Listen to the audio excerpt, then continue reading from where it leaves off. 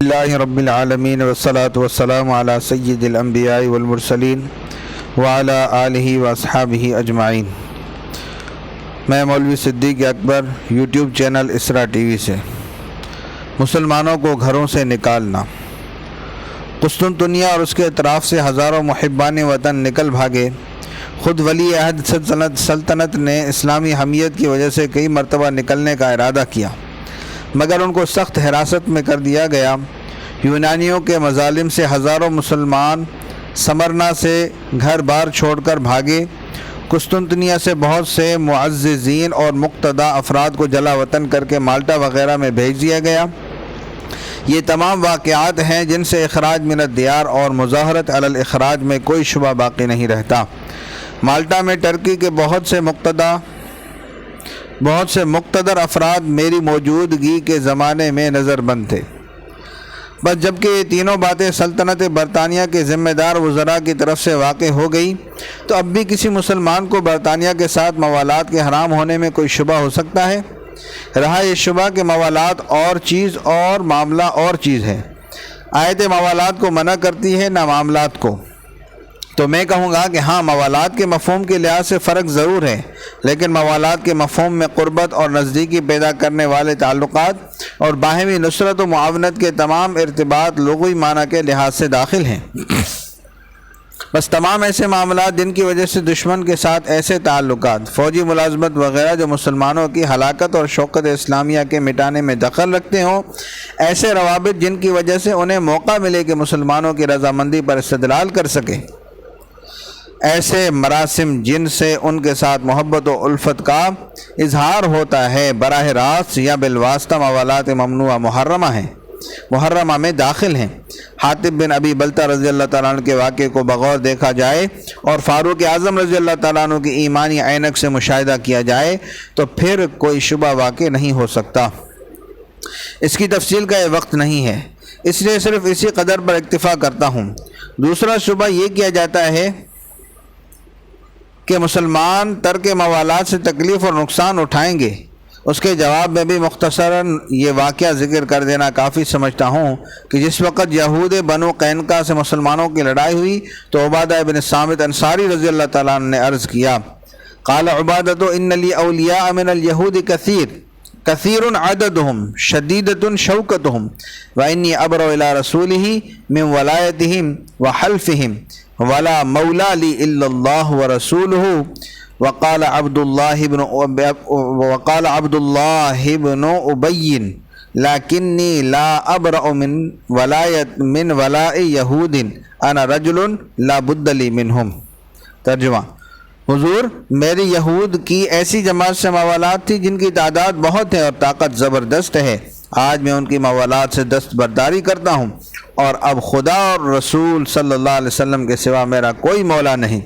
اس پر عبداللہ بن ابی منافق بولا، میں تو یہود کے موالات سے دستبرداری نہیں کر سکتا کیونکہ میری تو ان کے بغیر گزر مشکل ہے۔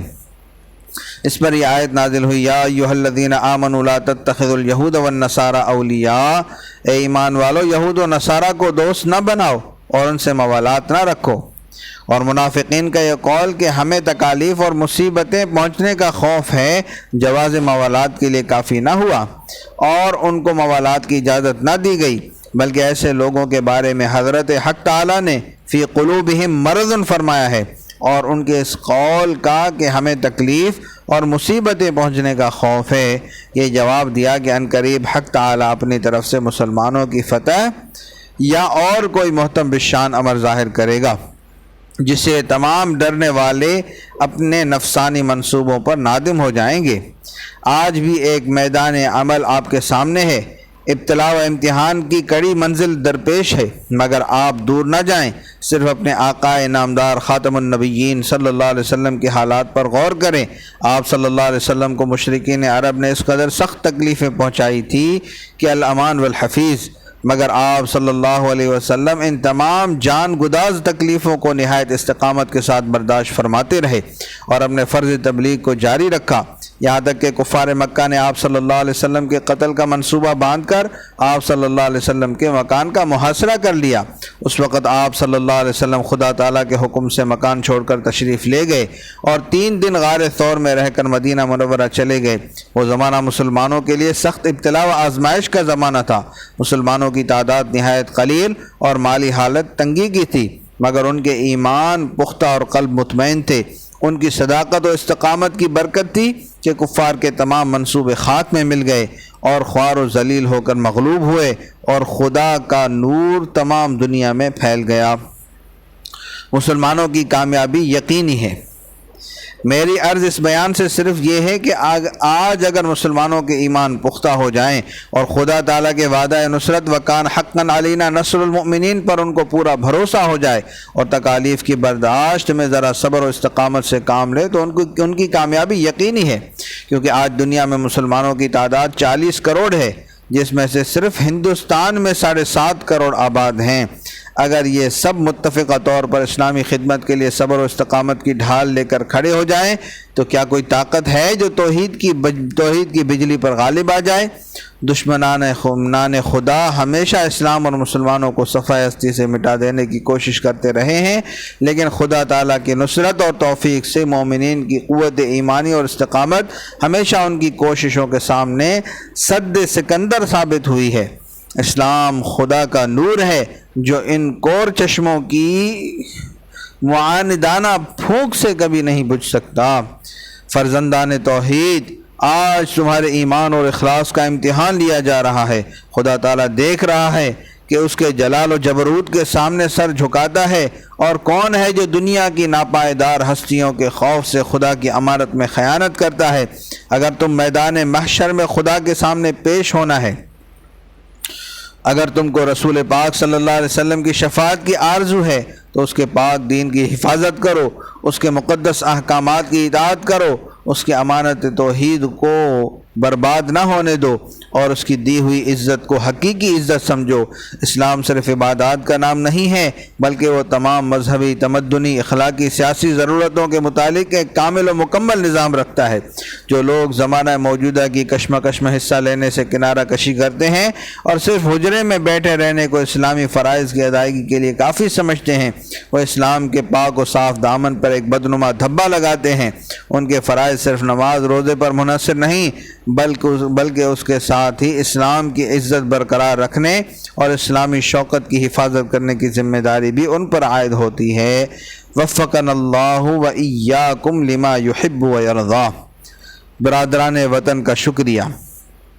برادران وطن نے تمہاری اس مصیبت میں جس قدر تمہارے ساتھ ہمدردی کی ہے اور کر رہے ہیں، وہ ان کی اخلاق، مروت اور انسانی شرافت کی دلیل ہے۔ اسلام نے احسان کا بدلہ احسان قرار دیا ہے، لیکن ظاہر ہے کہ احسان کا نام ہے کہ آپ اپنی چیز کسی کو دے دیں، کسی دوسرے کی چیز کو اٹھا کر دے دینے کو احسان نہیں کہتے۔ اس لیے آپ برادران وطن کے احسان کے بدلے میں وہی کام کر سکتے ہیں جو اخلاقی اور شریفانہ طور پر اپنے اختیارات سے کر سکتے ہوں۔ مذہبی احکام خدا کی امانت ہیں، ان پر تمہارا اختیار نہیں ہے، اس لیے لازم ہے کہ حدود مذہب کے اندر رہ کر تم احسان کے بدلے میں احسان کرو، اور دونوں قوم میں مل کر ایک ایسے زبردست دشمن کے مقابلے کے لیے کھڑے ہو جاؤ جو تمہارے مذہب اور تمہاری آزادی کو پامال کر رہا ہے۔ علماء کا فرض۔ جماعت علماء جو حقیقتاً مسلمانوں کے مذہبی قائد ہیں، ان کا فرض ہے کہ اس وقت موقع کی نزاکت اور اہمیت کو نظر انداز نہ کریں، آپس کے نزاع اور اختلاف میں پڑھ کر اصل مقصود کو خراب نہ کریں، ورنہ مسلمانوں کی خرابی اور بربادی کی تمام تر ذمہ داری انہی پر عائد ہوگی۔ علمی تحقیقات کے لیے آپ کے واسطے بہت سے میدان کھلے ہوئے ہیں، عبادت و ریاضت کے لیے بہت سی راتیں آپ کو بلا شرکت غیر حاصل ہیں، مگر جو کام جبل احد اور میدان بدر میں ہوا وہ مسجد نبوی جیسی مقدس جگہ کے مناسب نہ تھا۔ آج احتجاج اور مطالبہ حقوق کے میدان صرف مظاہروں کے پلیٹ فارم ہیں، خلوتیں اور تنہائی کی راتیں اس کے لیے کافی نہیں ہیں۔ اگر موجودہ زمانے میں توپ، بندوق، ہوائی جہاز کا استعمال مدافعت اعداء کے لیے جائز ہو سکتا ہے، باوجود یہ کہ قرون اولیٰ میں یہ چیزیں نہ تھی، تو مظاہروں اور قومی اتحادوں اور متفقہ مطالبوں کے جواز میں بھی تعامل نہ ہوگا، کیونکہ موجودہ زمانے میں ایسے لوگوں کے لیے جن کے ہاتھ میں توپ، بندوق، ہوائی جہاز نہیں، یہی چیزیں ہتھیار ہیں۔ وصلی اللہ تعالی علی حبیبی سیدنا محمد وعلی آلہ واصحابہ اجمعین برحمتک یا ارحم الراحمین۔